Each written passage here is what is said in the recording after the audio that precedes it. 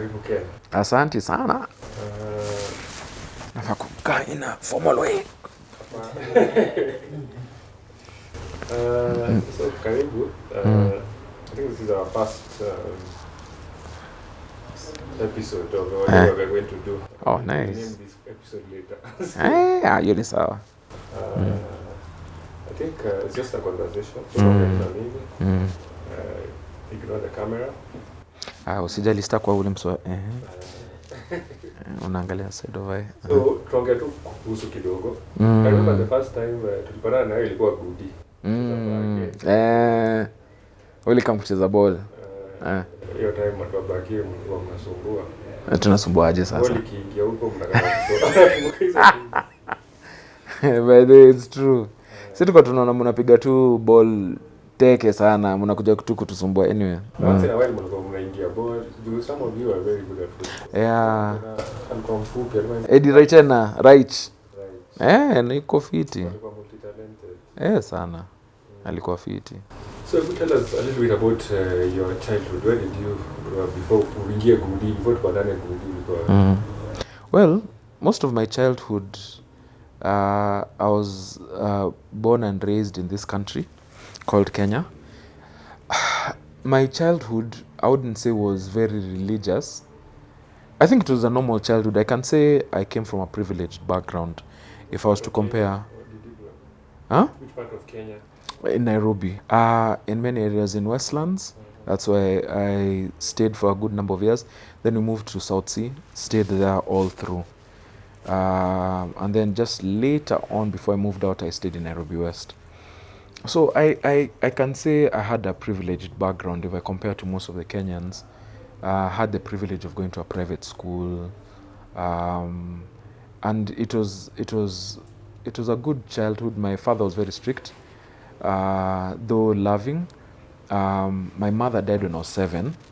So while having saying normal childhood, it was normal without the side of a mother. And the love of a mother is very important. And also of a father, it brings a good balance to both.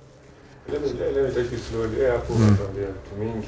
Manzi? So, number one, you may connect to Westlands, and now we'll get to Westlands later on how you ended up in Westlands.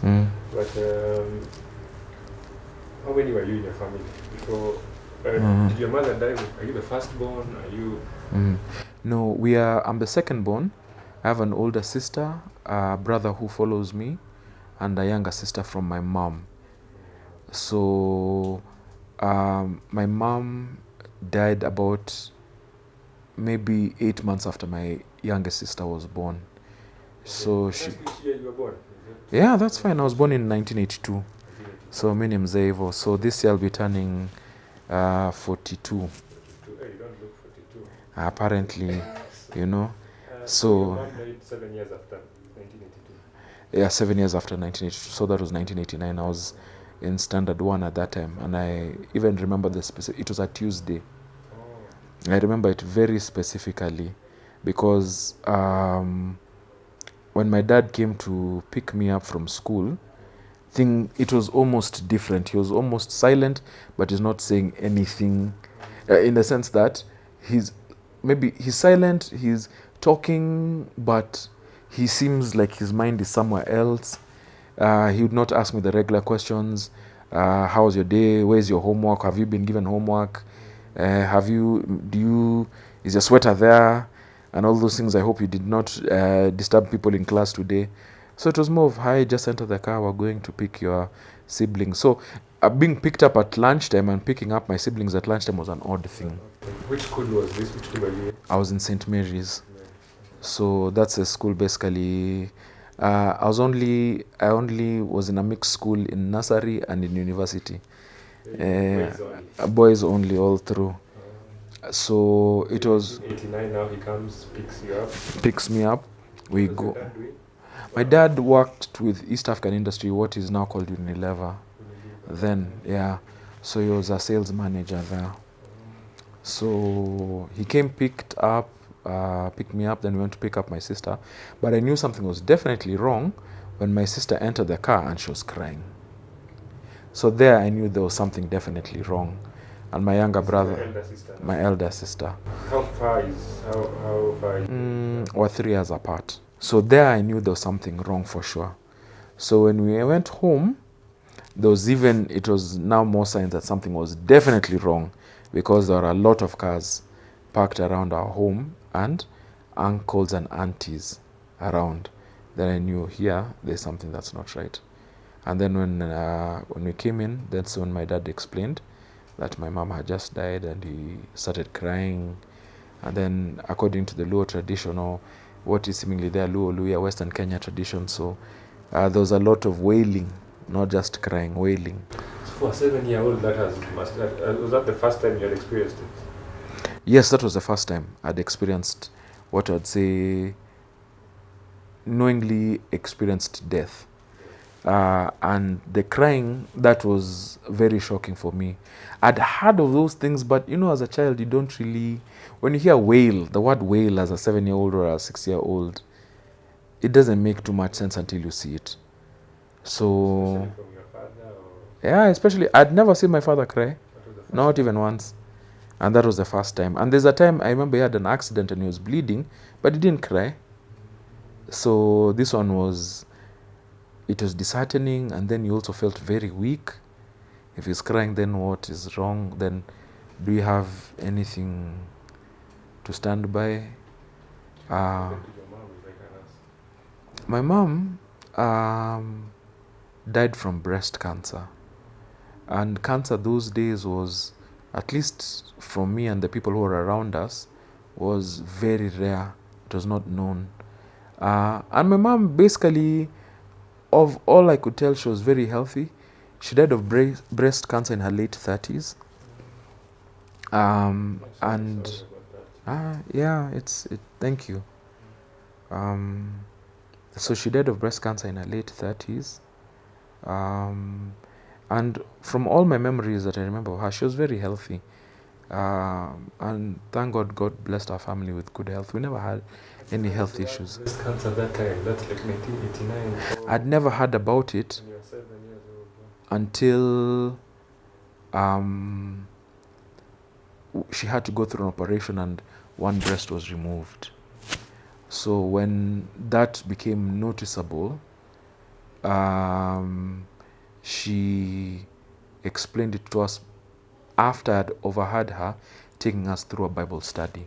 Now, I think after the first experience with cancer, she was born Roman Catholic, but she gave her life to Christ later on. And in South Sea, I remember us being taken for Bible studies. It was in different homes. Though the only fun thing about it is we were leaving the house in the evening. Na twendi kuoga na kulala. So we're leaving the house in the evening.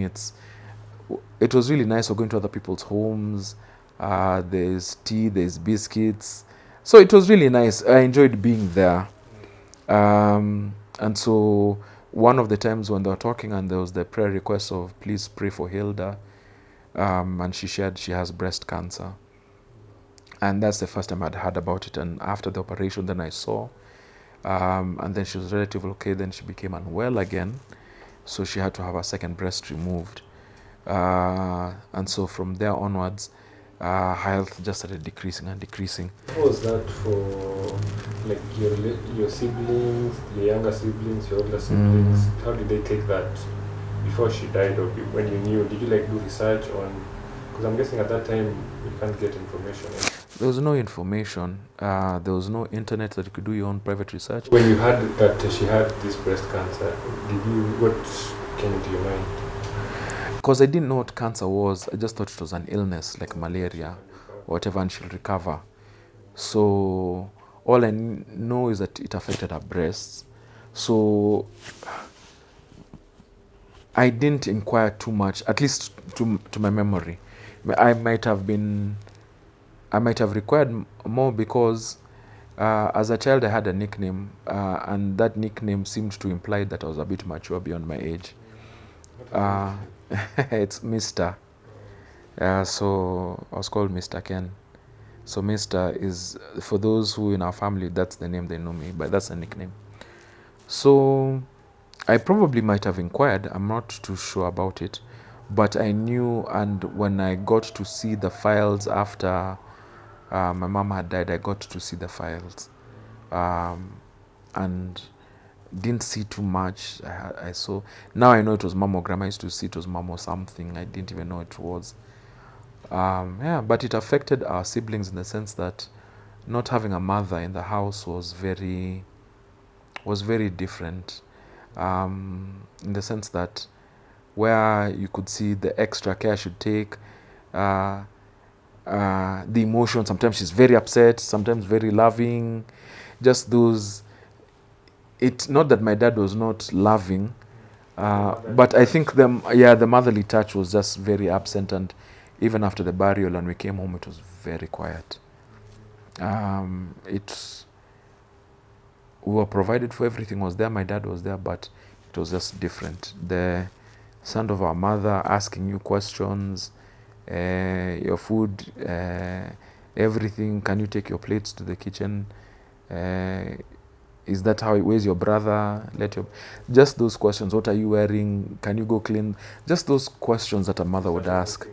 I started missing those questions. It was very hard, because it was sad for all of us, and for me, to a point that if I would hear somebody talking about their mother, I would start crying, because you'd wish that you had a mother. And I didn't really know, and I would wonder, how does it feel like to have a mother in the house? We have started Too deep, eh? But I get you, because even, okay, I don't want to focus on that point, but I understand missing the voice of your mother. Yeah.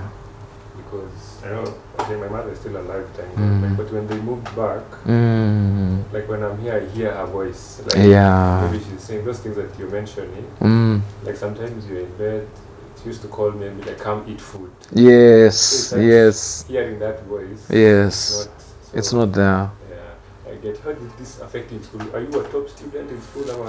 When your A's and always? I was an average student, but it definitely affected, because it should help us with our homework. And so I remember specifically issues to do with CRE.